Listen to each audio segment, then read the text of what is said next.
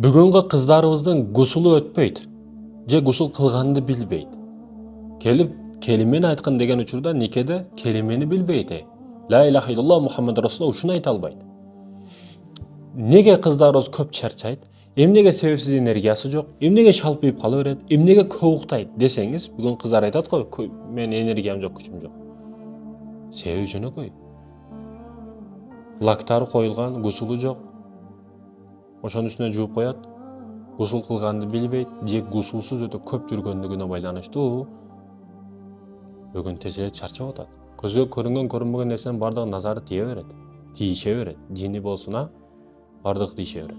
Ошондуктан гусул менен таза болуп, намаз менен ибадат менен жүрсөңүз, энергичный жүрөсүз. Мен жөнөкөй эле мисал айтам.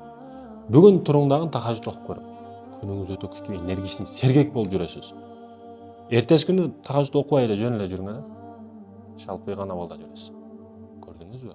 Таза жүрүп, ибадат менен жүрүүнүн, ибадатсыз жүрүүнүн айырмасын.